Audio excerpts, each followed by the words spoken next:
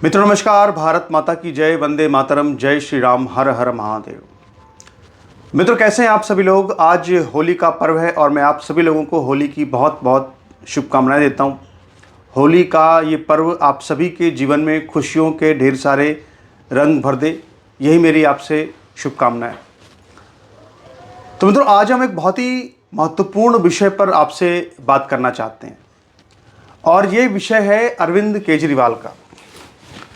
मित्रों अरविंद केजरीवाल की जो पूरी खोपड़ी थी वो किस तरह से खतरनाक तरीके से काम करती थी और अरविंद केजरीवाल के दिमाग में क्या क्या पकता था और अरविंद केजरीवाल अपनी योजनाएं, अपनी प्लानिंग किस तरह से बनाते थे बेहद खौफनाक खतरनाक तरीके से। इन सारी अरविंद केजरीवाल की योजनाओं का जो खुलासा है वो धीरे धीरे से होने लगा है। और मित्रों अरविंद केजरीवाल की एक ऐसी प्लानिंग ईडी के अधिकारियों को पता चली है कि जब ईडी के अधिकारियों ने कुछ दस्तावेजों को देखा तो उनकी भी नींद उड़ गई, वो खुद भी बेचैन हो गए, वो खुद भी परेशान हो गए, ये हालत हो गई। तो आखिर हुआ क्या, क्या हुआ, ये सब जानने से पहले आपसे मेरी एक प्रार्थना है कि यहाँ पे मेरे इस YouTube वीडियो के नीचे आपको एक मोबाइल नंबर दिख रहा होगा। ये मेरा व्हाट्सअप नंबर है। इस व्हाट्सअप नंबर पर आप एक मिस्ड कॉल कर देंगे तो आपको मेरे आर्टिकल भी मिलना शुरू हो जाएंगे आपके व्हाट्सएप पर, और नंबर को सेव भी कर लीजिएगा। तो दरअसल आपको याद है मित्रों की शीश महल जिसकी बहुत चर्चा हुई थी दिल्ली के अंदर, मुख्यमंत्री आवास, जिसको कि अरविंद केजरीवाल ने उस पर करोड़ों रुपए खर्च करके उसको शीश महल में तब्दील कर दिया। उसी शीश महल के अंदर जब ईडी के अधिकारियों की टीम सर्च वारंट लेके पहुंची थी और अरविंद केजरीवाल के घर के अंदर जा करके वहाँ पे उनके सभी सामानों की तलाश कर रही थी, एक एक फाइल की जांच कर रही थी। इसके अलावा तमाम उनके जो भी मोबाइल्स थे, लैपटॉप्स थे और आईपैड्स थे, उन सब को वो जब सील कर रही थी, उन सब को जब वो जब्त कर रही थी, उस पूरे तलाशी अभियान के दौरान ईडी के अधिकारियों को कुछ ऐसा मिला कि ईडी के अधिकारियों के भी होश फाख्ता हो गए। और ये आखिर क्या उनको मिला? दरअसल ईडी के अधिकारियों को 150 डोजियर मिले।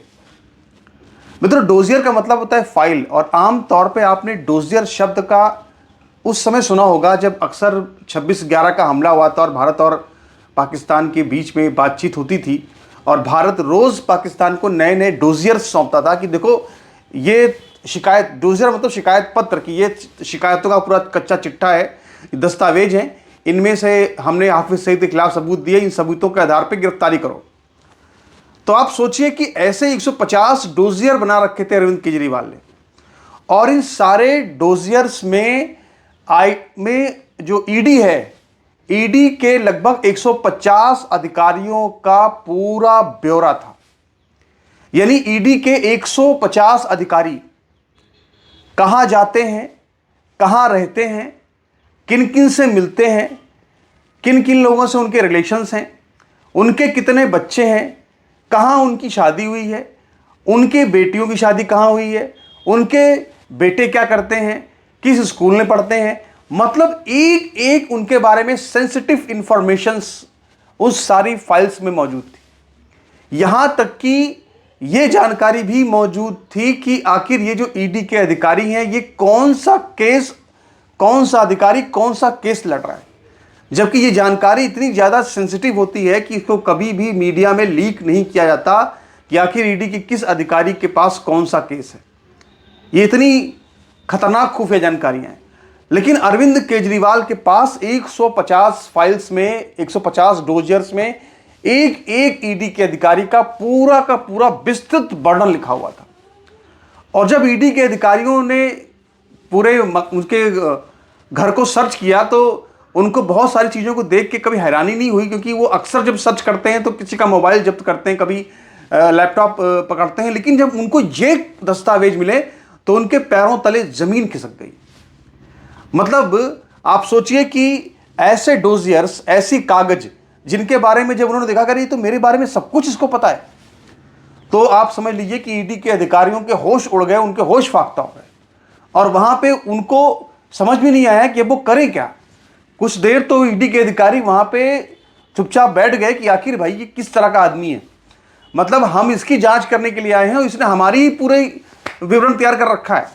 और समझ में तो ये आ रहा है कि दरअसल अरविंद केजरीवाल ने इतने खतरनाक तरीके से सारे काम को अंजाम दिया था कि उन्होंने बाकायदा इसकी पूरी स्नूपिंग कराई थी, यानी कि इस पूरे मामले की उन्होंने ईडी के अधिकारियों की उन्होंने पूरी जासूसी करवाई थी और जासूसी करवा करके उनकी एक एक इंफॉर्मेशन जो थी उसको डोजियर में लिखा हुआ था, फाइल में लिखा हुआ था। और वो सब इसलिए सारा विवरण तैयार करवाया था कि अगर मान लीजिए कि ईडी के अधिकारी जब आएंगे उनसे पूछताछ करने के लिए, तो एक ईडी के अधिकारी को, जैसे मान लो उनसे कोई अधिकारी पूछने आया तो उस अधिकारी का डोजियर लेके दे दिया कि देखो तुम्हारे बारे में ये सब मुझे पता है। यानी इधर से वो कागज थमाते ईडी वाले और उधर से अरविंद केजरीवाल कागज थमाते, लो तुम्हारा कागज ये है। सोचिए, इस तरह की जबरदस्त खतरनाक खोपड़ी वाला आदमी। मतलब इससे पहले तो देखिए लालू यादव हो, हेमंत सोरेन हो और तरह तरह के तमाम लोग आपने देखे होंगे जो कि ईडी के छापे पढ़ते हैं, सीबीआई के छापे पढ़ते हैं। ये लोग अपने अपने जो भी इनके केस होते हैं उसमें जाते हैं, अदालतों में पेशी होती है, बातचीत होती है, तलाशी होती है, लेकिन आज तक ईडी के अधिकारियों को कभी इस तरह से उनका सामना नहीं हुआ था। और सबसे जो महत्वपूर्ण बात यह है कि आप देखिए उसमें ईडी के अधिकारियों के बच्चों तक की इंफॉर्मेशन है। अब वही सवाल ये उठता है कि ये तो वही हो गई कि हिंदी फिल्मों में जो खलनायक होते थे पहले, कि हमने तुम्हारे बच्चे को अपनी कैद में कर लिया है, हमने तुम्हारे बच्चे को बंधक बना लिया है, अब तुम्हें हमारी बात माननी पड़ेगी। यानी इस लेवल की खुराफात, इस लेवल की खुराफाती खोपड़ी। और ईडी के अधिकारियों को जब इस सारी जानकारी मिली तो उन्होंने सबसे पहले तो उन्होंने कहा कि भाई ये तो गजबी केस है। कई अधिकारी तो ऐसे हो गए कि उनको लगा कहीं बेहोश ना हो जाए, उनकी हालत खराब हो गई। बहरहाल किसी तरह से जब सर्च ऑपरेशन खत्म हुआ और ईडी के अधिकारी केजरीवाल को लेकर के आए, तो अब उस समय अब केजरीवाल से ईडी के अधिकारी ये पूछ रहे हैं कि भैया ये बताओ कि तुमने हमारी इंफॉर्मेशन क्यों इकट्ठी कर रखी थी, तुमने हमारी जासूसी क्यों करवा रखी थी। अब देखिए क्या हुआ इस पूरे मामले में कि एक केस तो चल रहा है शराब घोटाले का पहले से, लेकिन अब जो दूसरा इसमें सबसे बड़ा केस आ गया है वो आ गया है ईडी के अधिकारियों की जासूसी का। क्योंकि आप किसी की जासूसी अगर करवा रहे हैं तो उसका मकसद आखिर क्या है? गैर कानूनी तरीके से आप किसी की जासूसी कैसे करवा सकते हैं? आपको कोई अधिकार नहीं है इस तरह से करने का। आपको किसी की हर व्यक्ति को इस देश के अंदर एक निजता का अधिकार दिया है, यानी कि राइट टू प्राइवेसी दिया हुआ है। लेकिन अब देखिए कि ये अरविंद केजरीवाल की जो खुराफाती खोपड़ी, ये वैसे तो बात करती है कि निजता के अधिकार का हनन नहीं होना चाहिए, अभिव्यक्ति की स्वतंत्रता होनी चाहिए, तरह तरह की फंडामेंटल राइट्स की, उस संविधान की सबसे ज्यादा कसमें खाने वाले ये अरविंद केजरीवाल जैसे लोग हैं। लेकिन ईडी के अधिकारियों की प्राइवेसी का उल्लंघन करके, उनकी राइट टू प्राइवेसी, उनकी निजता के अधिकार का उल्लंघन करके, उनकी जासूसी करवा करके उनके बारे में एक एक क्लिंचिंग इंफॉर्मेशन निकालने का काम चल रहा था। और इसीलिए अब जो ईडी के अधिकारी हैं, जब उनसे ईडी के अधिकारियों से अरविंद केजरीवाल ने जो अपनी जो है सीधे बैर मोल ले लिया, यानी सीधे उनसे जब अदावत मोल ले ली है अरविंद केजरीवाल ने, तो ईडी के अधिकारी भी छोड़ने वाले तो है नहीं इतनी जल्दी से। और इसीलिए ईडी के अधिकारी भी अब इनको प्रॉपर तरीके से इन्वेस्टिगेट करके इनको आसानी से जेल से बाहर निकलने नहीं देंगे, ये तो तय है। क्योंकि अगर आप किसी से निजी दुश्मनी कर रहे हैं, और सबसे बड़ी बात क्या है, अब ईडी के अधिकारियों को इस बात का भी खौफ है कि पता नहीं ये अगर आदमी कहीं बाहर निकल गया और कहीं ये कुछ बड़े पद पर वैसे ही रहा तो पता नहीं ये क्या कर देगा। क्योंकि जब ये हमारे डोजियर्स बना सकता है, जब हमारी जासूसी करवा सकता है, तो कुछ भी कर सकता है। और इसके अलावा एक बड़ी महत्वपूर्ण बात ये भी है मित्रों कि ईडी को इस बात का भी बड़ा अगर देखा जाए तो एक आश्चर्य हुआ है कि एक व्यक्ति जो मुख्यमंत्री के पद पर है, जो मुख्यमंत्री के पद की कुर्सी पे है, वो अपने पद की ताकत का इस्तेमाल किस लिए कर रहा है? जासूसी करवाने के लिए कर रहा है। अभी आप देखिए आतिशी मरलीना जो कि दिल्ली की मंत्री हैं, जल मंत्री हैं, उन्होंने एक चिट्ठी जारी की है और कहा है कि अरविंद केजरीवाल ने जेल से चिट्ठी लिखी है कि होली के दिन दिल्ली के लोगों को पानी की कमी नहीं होनी चाहिए, पानी की सप्लाई प्रॉपर की जाए, सीवर की समस्या ना हो, नाली की समस्या ना हो। ये चिट्ठी जेल से लिख रहे हैं अरविंद केजरीवाल। और आतिशी मरलीना उसको इमोशनल होकर पढ़ रही है कि देखिए अरविंद केजरीवाल, देखिए कितने उनको दिल्ली की फिक्र है, जेल में रहते हुए भी वो फिक्र कर रहे हैं कि जल की आपूर्ति बहाल रहे, कोई दिक्कत ना हो, इस तरह की बातें कर रहे हैं। लेकिन आप देखिए एक चेहरा तो वो सामने रखा जाता है जो कि मीडिया को, देश को, जनता को दिखाने के लिए होता है, और दूसरी वो खुरापाती खोपड़ी पीछे मौजूद है जिसमें कि क्या क्या चालें चल रही हैं, जिसमें कि ईडी के अधिकारियों की जासूसी करवाई जा रही है। आप सोचिए, ये अरविंद केजरीवाल का कहते हैं कि चरित्र है, ये अरविंद केजरीवाल का चेहरा है। आप सोचिए, जो व्यक्ति तरह तरह की कस्में खाता था कि कभी बेईमानी नहीं करेंगे, हमेशा नैतिकता का आचरण करेंगे, वो व्यक्ति इस तरह से अधिकारियों को ब्लैकमेल करने के लिए उनका पूरा दस्तावेज, पूरा विवरण तैयार करके उसने रखा हुआ था। ये तो कहो कि ईडी के अधिकारियों को वक्त लगते तलाशी और सर्च वारंट लेकर के अधिकार मिल गया, वरना अगर इसको कुछ मिल जाता केजरीवाल को तब तो वहीं सीधे रोकता कि देखो तुम्हारे बारे में ये है, तुम हमें कागज दे रहे हो, हम तुम्हें कागज दे रहे हैं, लो कागज अपने। आप सोचिए कि अपनी जान बचाने के लिए, ईडी के शिकंजे से खुद को बचाने के लिए, जेल जाने से बचने के लिए इसने कितनी बड़ी पैमाने पर ताबड़तोड़ जबरदस्त प्लानिंग कर रखी थी।